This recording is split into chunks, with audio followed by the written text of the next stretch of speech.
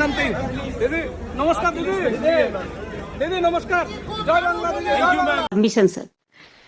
Sir, their SIR process is only for deletion, not for inclusion. Mismatch not only the title, sir. Mismatch, mismap, unplanned. Now suppose a daughter after marriage. देश की राजनीति में कई बड़े पल आते हैं, लेकिन कुछ लम्हे ऐसे होते हैं जो सीधे इतिहास की किताबों में दर्ज हो जाते हैं। ऐसा ही एक पल देखने को मिला है अब पश्चिम बंगाल की मुख्यमंत्री ममता बनर्जी खुद काला कोट पहनकर भारत की सबसे बड़ी अदालत सुप्रीम कोर्ट ऑफ इंडिया पहुंच जाती हैं और सिर्फ पहुंची ही नहीं बल्कि अपनी याचिका पर मौखिक दलीलें भी पेश करती हैं। नजारा ऐसा था जिसे देखकर बड़े बड़े सियासी दिग्गज भी हैरान रह जाए। कोर्ट नंबर 1 में सन्नाटा, बाहर गलियारों में बेचैनी, हर किसी की निगाहें एक ही सवाल पर टिकी थी, क्या ममता बनर्जी अब खुद बोलेंगी? और जवाब आया, हाँ, दीदी बोली और पूरी ताकत से बोली। मामला था बंगाल में मतदाता सूची की स्पेशल इंटेंसिव रिवीजन SIR प्रक्रिया का।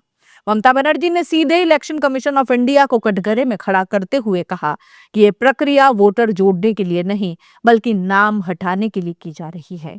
उन्होंने आरोप लगाया कि शादी के बाद सरनेम बदलने वाली महिलाओं के नाम नेम मिसमैच बताकर काटे जा रहे हैं। जीवित लोगों को मृत घोषित किया जा रहा है। करीब 58 लाख नाम हटाए जा चुके हैं। त्योहार और फसल के मौसम में जल्दबाजी में नोटिस थोपे जा रहे हैं। व्हाट्सएप पर अनौपचारिक निर्देश दिए जा रहे हैं, जिसे उन्होंने साफ शब्दों में व्हाट्सएप कमीशन कहा।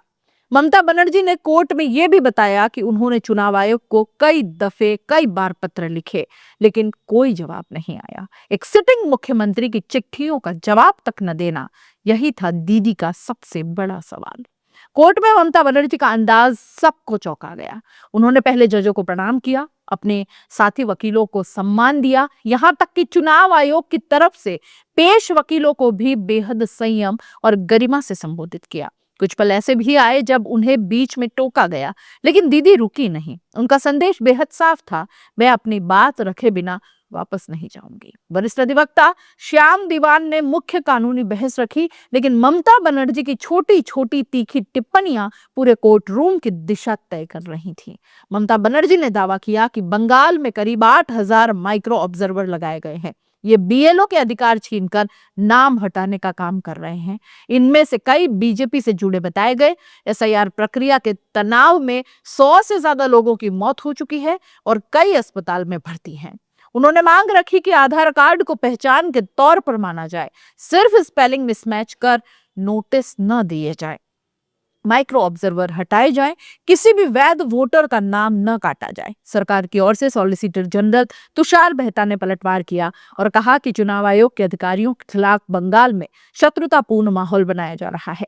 सुनवाई के बाद सुप्रीम कोर्ट ने चुनाव आयोग को नोटिस जारी करते हुए अब जवाब मांगा है। कोर्ट ने साफ निर्देश दिए हैं कि सिर्फ नाम की स्पेलिंग में आधार पर नोटिस न हो, पूरी प्रक्रिया में संवेदनशीलता बरती जाए।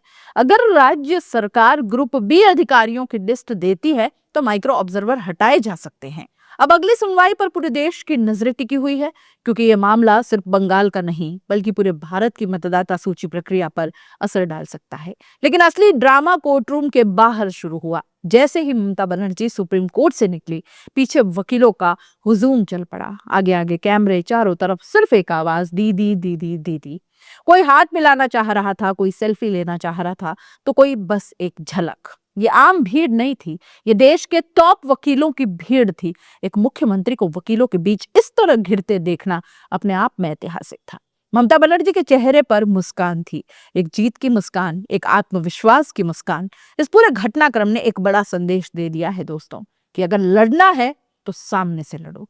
काला कोट पहनकर, संविधान के मंदिर में जाकर और सत्ता को सीधे आंखों में आंखें डालकर ममता बनर्जी ने विपक्ष को भी रास्ता दिखाया और देश को भी। हार जीत बात की बात है, पहले मैदान में उतरना सीखो। यह दिन सिर्फ SIR की सुनवाई का नहीं था, ये दिन था एक मुख्यमंत्री के वकील बनने का, एक महिला शक्ति के प्रदर्शन का, चुनाव आयोग को सीधे कटघरे में खड़ा करने का और सुप्रीम कोर्ट के गलियारों में दीदी दीदी गूंजने का। इतिहास इसे याद रखेगा। और सवाल यही है, जब बीजेपी ये तस्वीरें देखेंगी तो उन्हें कैसा लगेगा? आप इस पूरे मामले पर क्या सोचते हैं, कमेंट में जरूर बताइएगा। जाते जाते चैनल को लाइक, शेयर और सब्सक्राइब जरूर कीजिएगा। नमस्कार। To go through and to Lordship, May I explain you, sir? give me time till tomorrow day afterwards, then I can get back. May I explain you, sir? Because in my view, Because I belongs to that state. I am a can there be any doubt, Madam Mamta? no sir. No sir. I am very grateful, sir, because because of your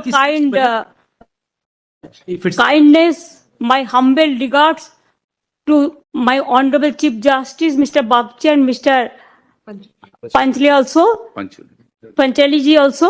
Thank you very much, and my humble regards to Mr. Dwivedi and others, my opponent lawyers also. Sir, the problem is always our lawyers fight for the case, and they're fighting from the beginning. We are also. But sir, when everything is finished, when we are not getting justice, when justice is crying behind the door, I quote Rabindranath Tagore, then we thought that we are not getting justice anywhere. So many times I have written 6 letters to Election Commission, including all the details, but no reply, sir. I'm a bonded labor, sir. Maybe I prefer that. I'm a very less important person. I prefer that. Sir, I'm from a common family, but I am not fighting for my party. Madam Mamta.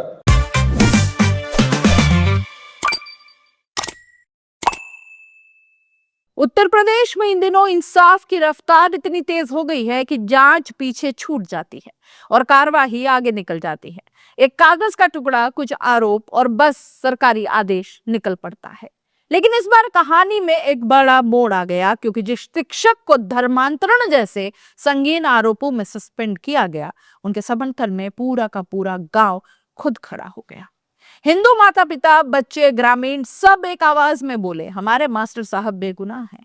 यह मामला है मथुरा जिले के नौझील block के एक प्राथमिक विद्यालय का, जहां प्रधानाध्यापक जान मोहम्मद को बीजेपी के मंडल अध्यक्ष दुर्गेश प्रधान की शिकायत पर तत्काल प्रभाव से निलंबित कर दिया गया।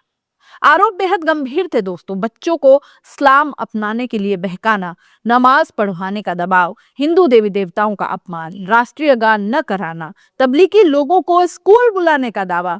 इस पर हैरानी की बात यह रही कि न किसी बच्चे का बयान, न किसी अभिभावक की गवाही, न स्कूल के साथ हिंदू शिक्षकों में से किसी की पुष्टि, लेकिन फिर भी सिर्फ एक राजनैतिक शिकायती पत्र के आधार पर जान मोहम्मद को सस्पेंड कर दिया गया और दूसरे स्कूल से अटैच भी कर दिया गया। बाद में जांच कमेटी बनाई गई, यानी पहले सजा दी गई और फिर जांच बैठी। जान मोहम्मद पिछले 18 वर्षों से उसी स्कूल में पढ़ा रहे थे। स्कूल में 200 से ज्यादा छात्र हैं, जिनमें अधिकांश हिंदू परिवारों से हैं। स्टाफ में 8 शिक्षक हैं, जिनमें 7 हिंदू हैं। अगर सच में ऐसी कट्टर गतिविधियां चल रही होती तो क्या इतने सालों तक किसी को भनक तक नहीं लगती? यही सवाल गांव वालों ने भी उठाया। जब पत्रकार गांव पहुंचे तो ग्रामीणों ने खुलकर कहा, ये सब झूठे आरोप हैं, हमारे बच्चों के साथ कभी भेदभाव नहीं हुआ। फिर बच्चों से भी बात की गई। कक्षा 5 की छात्रा प्रियांशी कहती हैं, सर हमें अच्छा पढ़ाते थे, रोज राष्ट्रगान होता था, कभी कुछ गलत नहीं कहा। बच्चों ने मौके पर जनगणमन भी सुनाया। अब सोचिए, जिन बच्चों पर ब्रेन वॉश का आरोप है, वही बच्चे अपने शिक्षक के पक्ष में खड़े हों। इससे बड़ा सबूत और क्या हो सकता है? जब गांव को पता चला कि हेडमास्टर को सस्पेंड कर दिया गया तो लोग सीधे जिला अधिकारी के पास पहुंच गए। ग्रामीणों की मांगे साफ थी, सस्पेंशन तुरंत रद्द हो, जान मोहम्मद को उसी स्कूल में बहाल किया जाए, झूठी शिकायत दर्ज करने वालों पर कार्रवाई हो। हैरत की बात यह है कि यह समर्थन किसी धर्म विशेष से नहीं आया, बल्कि ज्यादातर हिंदू परिवार खुद आगे आए। बीजेपी मंडल अध्यक्ष दुर्गेश प्रधान का कहना है कि उन्हें लोगों से शिकायतें मिल रही थी। उन्होंने माना कि उन्होंने खुद कोई ठोस सबूत नहीं दिया, बस बताया गया, इसलिए उन्होंने शिकायत कर दी। यानी पूरा मामला सुनी सुनाई बातों पर टिका था। यह घटना सिर्फ एक शिक्षक की नहीं, ये सवाल उठाती है पूरे सिस्टम पर। क्या अब किसी की नौकरी सिर्फ आरोपों से छीनी जा सकती है? क्या धर्म के नाम पर लगाए गए आरोपों की जांच तक जरूरी नहीं है? क्या राजनीतिक रसूख इंसाफ से बड़ा हो गया है? आज जान मोहम्मद है, कल कोई और हो सकता है। इस पूरी कहानी में सबसे सुकून देने वाली बात यह रही कि गांव ने चुप्पी नहीं साधी। यहाँ अक्सर लोग डर के मारे पीछे हट जाते हैं, वहां यहाँ के ग्रामीण आगे आए हैं और यही असली भारत है। ये वही सोच है जिसकी बात महात्मा गांधी करते थे, जहां इंसान इंसान के लिए खड़ा होता है। नफरत के दौर में इंसाफ की आवाज बेहद कीमती है दोस्तों। और सच कहें तो दुनिया भारत को आज भी गांधी जी के देश के तौर पर जानती है। विनायक दामोदर सावरकर जैसे नाम विदेशों में शायद ही कोई जानता हो, लेकिन गांधी आज भी वैश्विक पहचान है। ये मामला हमें याद दिलाता है कि लोकतंत्र में सवाल पूछना जरूरी है। सत्ता से पहले सच होना चाहिए, और अगर गलत हो रहा हो तो आम लोगों को ही आगे भी आना पड़ता है। जान मोहम्मद के समर्थन में खड़ा ये गांव सिर्फ एक शिक्षक के लिए नहीं लड़ा, उसने न्याय, इंसानियत और बराबरी के लिए आवाज उठाई। अब देखना यह है कि प्रशासन इस जनभावना को सुनता है या नहीं, क्योंकि अगर आज सच के साथ खड़े लोगों की आवाज अनसुनी रह गई तो कल किसी और की बारी हो सकती है। आप इस पूरे मामले को कैसे देख रहे हैं, अपनी राय कमेंट बॉक्स में जरूर लिख दीजिए, और जाते जाते चैनल को लाइक, शेयर और सब्सक्राइब जरूर कर दीजिए। नमस्कार।